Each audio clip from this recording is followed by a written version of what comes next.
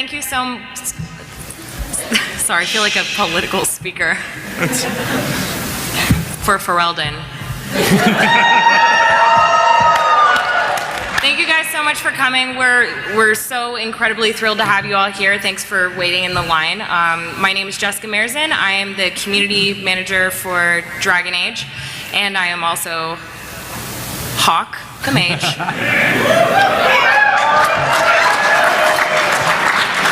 So thanks again for coming. Without further ado, I'm going to pass this on to Mike Laidlaw, our creative director. Thank you guys again.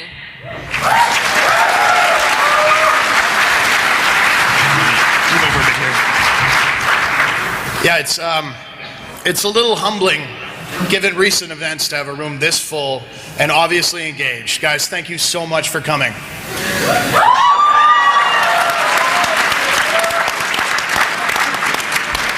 There's a rare experience, you know, when you leave the goddamn internet and come to real life and go, right, it's so much better out here. All right, so then, we're going to talk a little bit about things. And first off, a quick round of introductions to Stu's here. Jessica, of course, you know. Myself, the creative director for DA. Mark Dara here is the executive producer for the entire franchise, so he's the big boss man. David Gator, our lead writer on, well, virtually everything back to Baldur's Gate 2. And Shane Hawko. Yeah.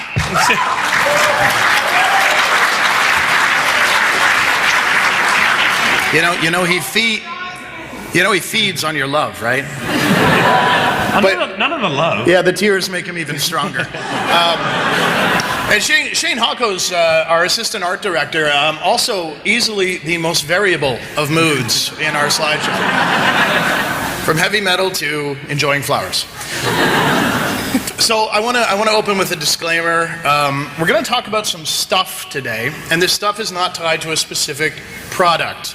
Now, I think you can all do some mental math, maybe a bit of gymnastics, and figure out what we're really saying. But let's be clear. We're not making graven promises here, but we're talking about some ideas and some feedback we got from you guys. We want to make sure everything you understand is work in progress. It's ideas. However, you can get a pretty good sense of where things are headed for the future. Now, feedback is something we're taking really seriously, obviously, for DA3.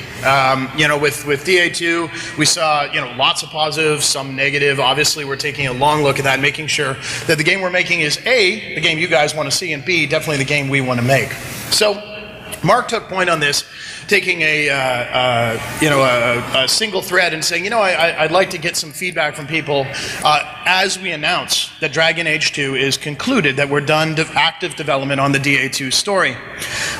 In 3 days, this jumped to 2,800 posts, as you can see, 113 pages. So there was a flood of feedback, and there were a fair amount of topics covered.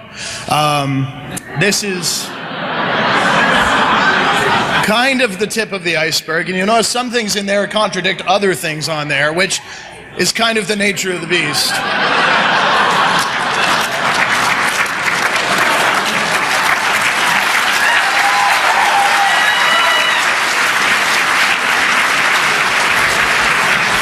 But boy, those three came up. Those three came up quite a bit, so we're going to tackle them one by one. And again, I can't go into deep details. Hey, I'd be spoiling stuff if I did. So let's talk about stopping reusing levels. This seemed to be a pretty clear sentiment. Apparently, you guys have seen enough cheese wheels in caves. I get that.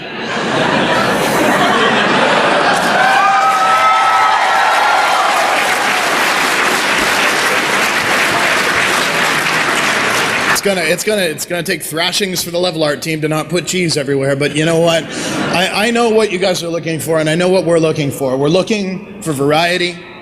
We're looking for space. We're looking for scope. We're looking for something cool, hidden, forgotten, and lost. And if we really need to go somewhere more urban, let's make sure it's not Kirkwall. And maybe let's go somewhere new, somewhere a little more French.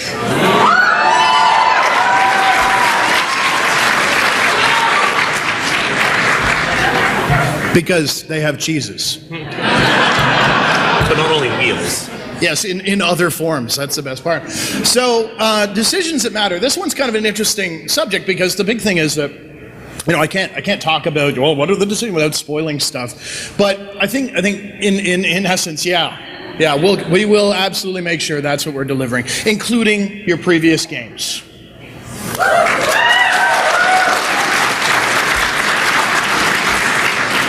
We're aware of some import problems. We're aware of some weirdness, so we're going to do everything we can to make sure that the game you want to play and the world that you want to bring forward is what's happening. Now, as we see it, really, there's just two sides to this coin. Character agency. I want to feel like I'm having an impact in the world. Some people love the Hawk story. Some people thought, I don't know, it felt like he was just being dragged along. Understandable. Well, we'll make sure that this time your choices as a player are determining the impact your character's having on the world. And of course, player agency is simply saying, I control my damn gameplay experience. Now every game offers that to different levels. It's very rare you find a game that lets you just stop and start your own blues band in a bar. Though if Patrick Weeks ever gets to design his own game, you will. Yeah. But we're going to talk about a piece of player agency right now. See, that's a segue. We're going to talk about equipment for followers. Yeah, it's back. Now, I'm going to pause for just a second in the slides here, and I got to say, if you guys haven't seen, actually, front row people, do you feel like standing up? We have got some amazing cosplay here.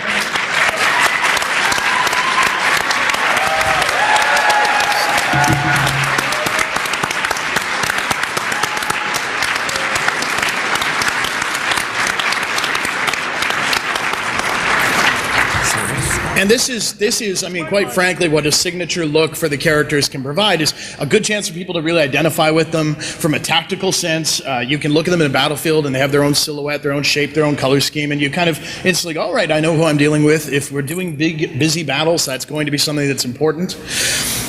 But also, it just gives us a good, strong visual identity as a franchise. So we still think that having a signature look or an iconic look is really important, but we don't want to take away your agency as players. So, suppose in your party you had a Grey Warden, let's say, and suppose you had a Seeker,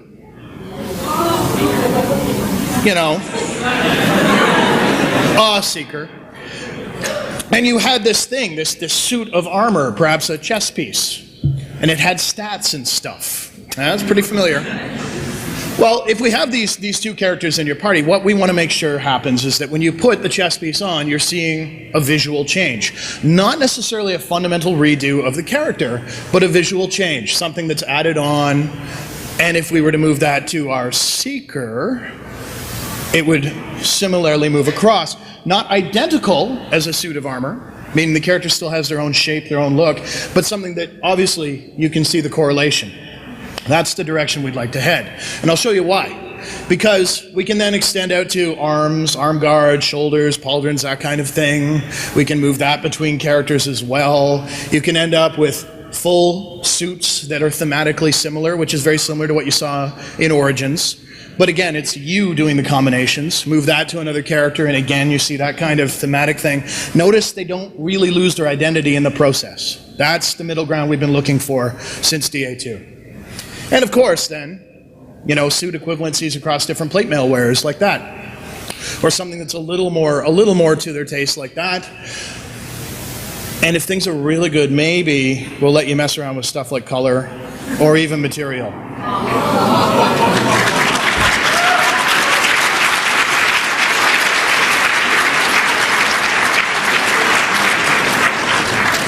So that should be pretty cool, in theory.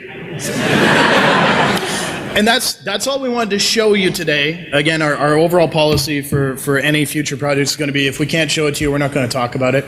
We want to make sure we get there to the point where we can show it. You guys can give feedback. You can tweet it back at us, throw it up on forums. However you want to discuss it, we'll be happy to talk it through.